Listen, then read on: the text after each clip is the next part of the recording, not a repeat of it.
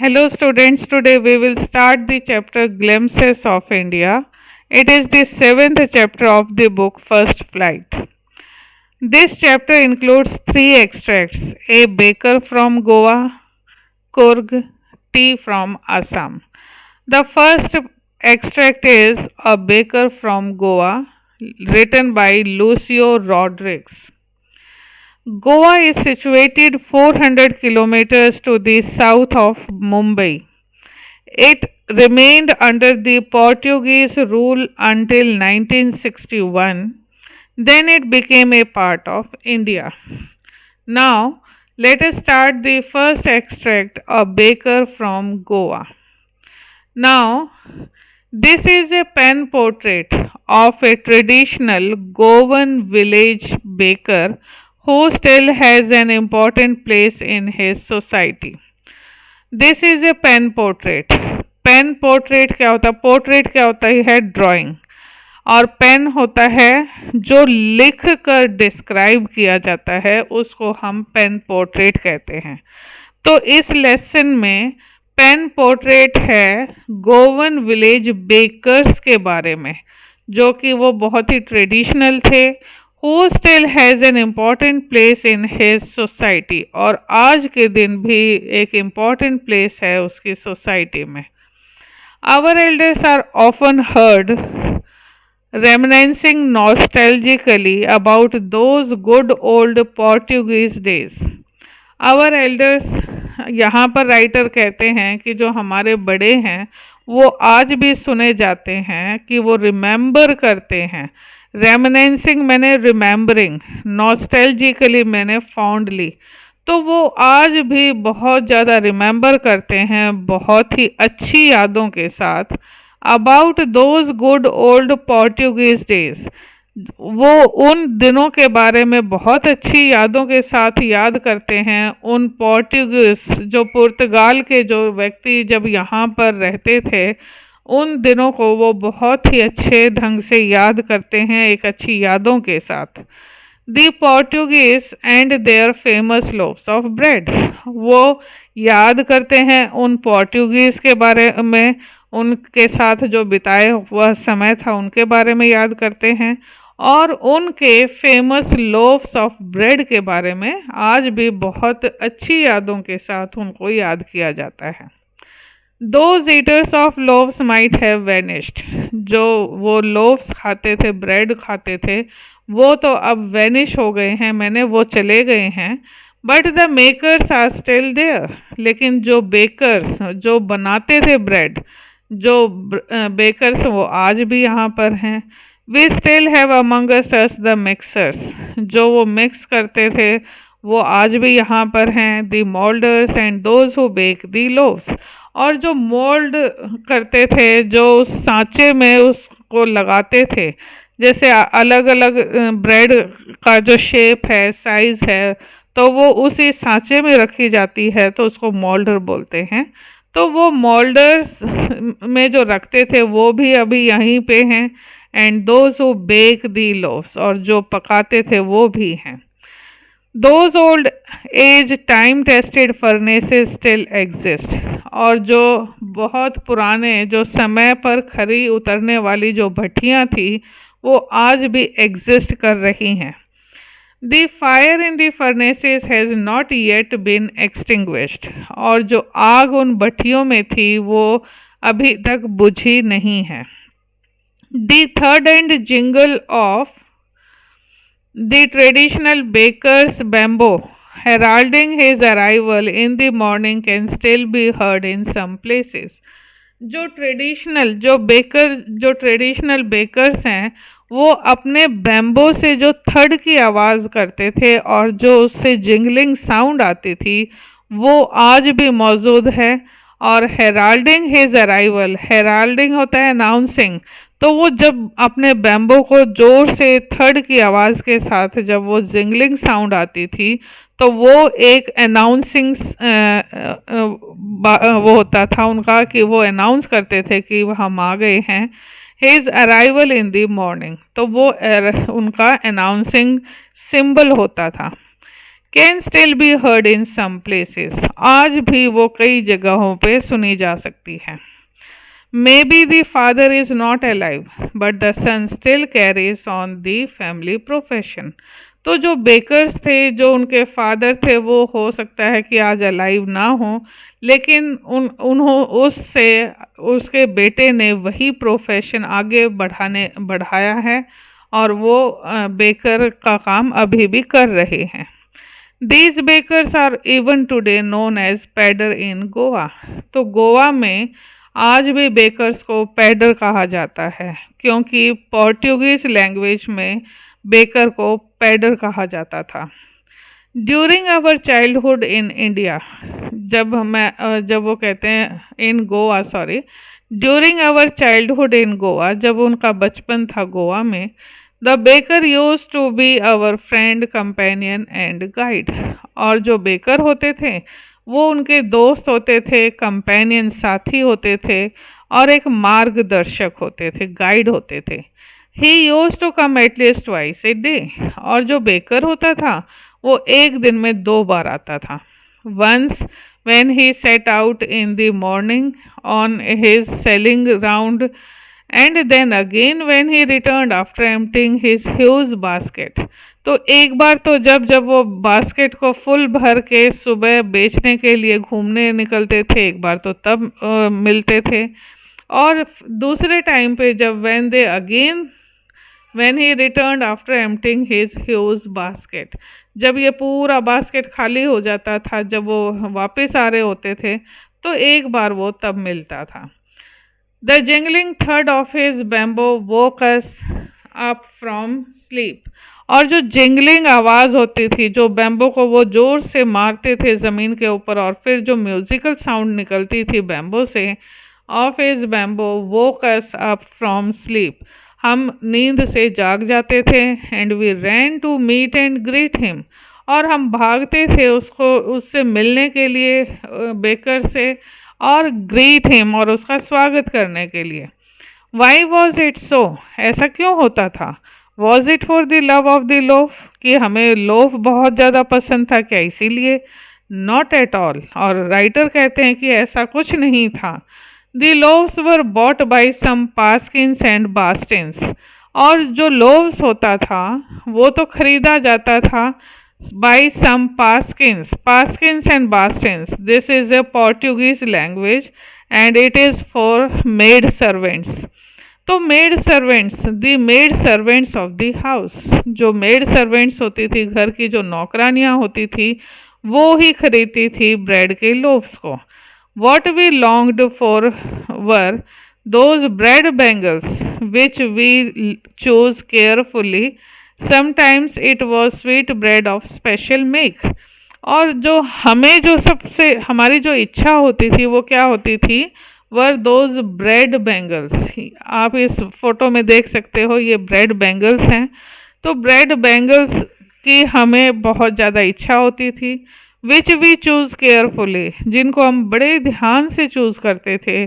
Sometimes it was sweet bread of special mix, और कभी कभी तो वो इतना स्पेशल बनी हुई होती थी जो कि मीठी ब्रेड होती थी। The maker made him musical entry on the scene with the झैंग झैंग sound of his special made bamboo staff. The baker made his musical entry. तो बेकर को अट्रैक्ट करने के लिए एक म्यूजिकल एंट्री होती थी, तो लोग उसकी तरफ अट्रैक्ट होते थे कि सुबह उठते ही बच्चे भागते थे उसकी तरफ, मेड्स खरीदने चल पड़ती थी। तो एक एंट्री उसकी बहुत ही म्यूजिकल होती थी। तो the baker made his musical entry on the scene with the झैंग झैंग sound of his specially made bamboo staff. और वो एक स्पेशल तरह का एक बैम्बो का स्टाफ होता है, स्टिक। तो ये बहुत ही स्पेशल स्टिक होती थी जिसकी आवाज़ झैंग झैंग करती थी और लोगों को पता चल जाता था कि बेकर आ गया है।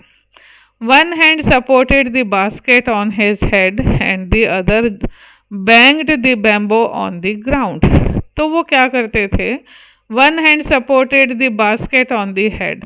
तो कई बार क्या करते थे, उस बास्केट को अपने सिर पर रख लेते थे और दूसरे हाथ से बैम्बो को ग्राउंड के ऊपर बैंग्ड मैंने ज़ोर से मारते थे, जिससे एक स्पेशल म्यूज़िकल साउंड क्रिएट होती थी, जो झैंग झैंग की आवाज़ होती थी। He would greet the lady of the house with good morning. और वो सुबह जब वो लेडीज़ खरीदने जाती थी तो वो उनको विश भी करता था good morning. And then place his basket on the vertical bamboo. और जैसे ये आप देख सकते हो, ये वर्टिकल बैम्बो के ऊपर अपना बास्केट ऐसे रख देता था और ब्रेड वो ऐसे बेचता था। We kids would be pushed aside with a mild rebuke, and the loaves would be delivered to the servant. We kids would be pushed. जो हम बच्चे होते थे हमें अलग साइड में कर दिया जाता था, विद ए माइल्ड रिब्यूक, हल्की डांट के साथ। And the loaves would be delivered to the servant. और जो लोव्स होती थी, ब्रेड होती थी, वो सर्वेंट को डिलीवर कर दी जाती थी, दे दी जाती थी। But we would not give up. लेकिन हम भी मानने वाले नहीं थे। We would climb a bench, या तो हम लोग बेंच पे चढ़ जाते थे, और दी पैरापेट, पैरापेट होता है आउटर वॉल के ऊपर, या फिर जो आउटर वॉल होती थी घर के पास, उसके ऊपर चढ़ जाते थे। And peep into the basket, और उस बास्केट के अंदर हम झांकने लग जाते थे। पीप होता है झांकना। Somehow I can still recall the typical fragrance of those loaves. और आज भी मैं वो जो एक टिपिकल बहुत ही अच्छी खुशबू होती थी, मैं उसको आज भी रिकॉल कर सकता हूँ। मतलब वो जो एक फ्रेश ब्रेड की जो खुशबू होती है, और वो आज भी उनको याद है। Loaves for the elders and the bangles for the children. और जो बड़े होते थे उनको ब्रेड लोव्स देके जाता था, और जो बच्चे थे उनके लिए बैंगल्स होती थी। Then we did not even care to brush our teeth और वॉश आवर माउथ्स प्रॉपरली।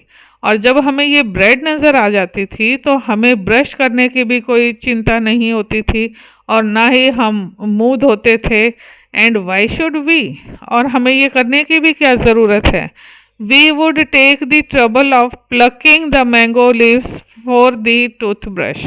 वो कहते हैं कि अभी हम क्यों ट्रबल लें, जैसे कि मैंगो लीव्स को हम मैंगो की जो लकड़ी होती है उससे दांत साफ हम क्यों करें, उनके पत्ते हम क्यों हटाएं और फिर उससे टूथब्रश करें। And why was it necessary at all, और ये ज़रूरी भी क्यों है। The tiger never brush his teeth, और जो टाइगर होते हैं वो कभी भी अपने दांत साफ नहीं करते हैं। Hot T could wash and clean up everything so nicely after all. और आखिर में क्या है, जो गर्म चाय होती है वो बहुत अच्छी तरह से साफ कर देती है और धो देती है सब कुछ जो मुंह में गंदगी होती है उसको।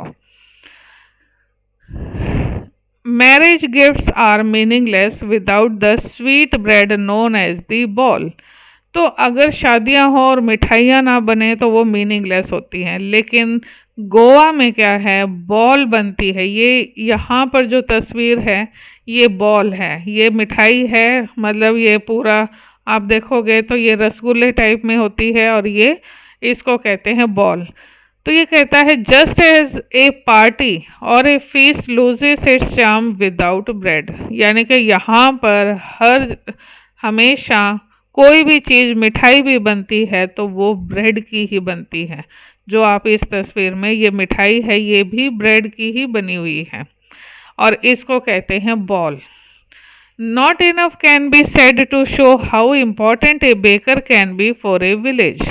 तो आपको एक विलेज के लिए बेकर कितना इम्पॉर्टेंट है तो इसको आपको बताने की आवश्यकता नहीं है। The lady of the house must prepare sandwiches, और जो औरतें होती हैं वो सैंडविचेस बनाती है on the occasion of her daughter's engagement. जब उसकी बेटी की एंगेजमेंट होती है तो जो उसकी मदर है वो सैंडविच बनाती है।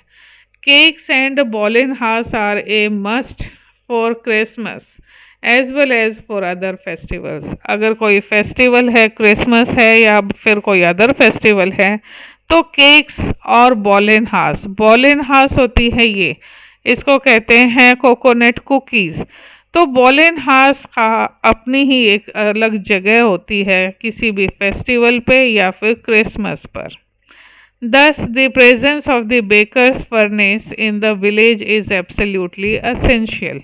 इस तरह से जो presence of the baker's furnace यानी कि बेकर की जो भट्टी है गांव में बहुत ही एसेंशियल जगह है, वो बहुत ही ज़रूरी है वो।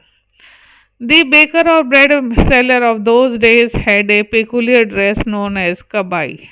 द बेकर और ब्रेड सेलर, जो बेकर या फिर ब्रेड सेल करते थे उन दिनों में, हैड ए पेकुलियर ड्रेस, बहुत ही अजीब सी ड्रेस होती थी जिसका नाम था kabai. It was a single piece long frock reaching down to the knees, और एक ये सिंगल पीस होता था, फ्रॉक टाइप में होता था और वो नीचे घुटनों तक होती थी। In our childhood we saw bakers wearing a shirt and trousers which were shorter than full length ones and longer than half pants। तो वो यहाँ पर राइटर कहते हैं कि जब मैंने बचपन में बेकर्स को देखा है कि वो शर्ट्स पहनते थे और जो उनका ट्राउज़र जो पैंट होती थी वह विच वर शॉर्टर देन फुल लेंथ, जो फुल लेंथ की पैंट होती है उससे तो वो छोटी होती थी, and longer than half pants, और जो शॉर्ट्स जो होती हैं वो उससे लंबी होती हैं। मीन्स जैसे हम कैफरी कहते हैं, इस टाइप की वो पैंट्स होती थी। Even today everyone who wears a half pant which reaches just below the knees invites the comment that is dressed like a poder. Even today, आज भी, anyone who wears a half pant which reaches just below the knees, और घुटनों से नीचे अगर जो half pant चली जाए तो वो एक ऐसा कमेंट लोग कहते हैं कि he is dressed like a pader, कि जैसे उसने बेकर की ड्रेस पहन रखी हो, इस तरह से कमेंट उसको मिलते हैं। The baker usually collected his bills at the end of the month, और जो बेकर्स होते हैं लगभग वो कलेक्ट करते हैं अपना bill end of the month पर। Monthly accounts used to be recorded on some wall in pencil, और जो मंथली अकाउंट्स होता है पहले किसी दीवार के ऊपर पेंसिल से लिख दिया जाता था। Baking was Indeed A profitable profession in the old days, और पुराने टाइम पर जो बेकिंग का प्रोफेशन होता था वो बहुत ही प्रॉफिटेबल प्रोफेशन माना जाता था, क्योंकि हर घर में ब्रेड बिकती थी। The baker and his family never starved, वो कभी भी इतना प्रॉफिटेबल प्रोफेशन होता था कि वो कभी भूखे नहीं मरे। He and his family and his servants always looked happy and prosperous, जो बेकर होता था वो, उसका परिवार और जो उसके नौकर होते थे वो हमेशा खुश नज़र आते थे और बहुत ही प्रॉस्परस नज़र आते थे। Their plump physique was an open testimony to this, और बेकर जो होता था वो बहुत ही प्लम्प फिजिक होता है प्लेजेंटली फैट बॉडी, उनका जो शरीर होता था बहुत ही मोटा होता था। जैसे आप ये देख सकते हो, ये जैसे ये जैक फ्रूट है, इसकी कितनी प्लम्प बॉडी है, इस तरह से ही बेकर को कंपेयर किया जाता है जैक फ्रूट से। So their plump physique was an open testimony to this. Even today, any person with a jackfruit-like physical appearance is easily compared to a baker.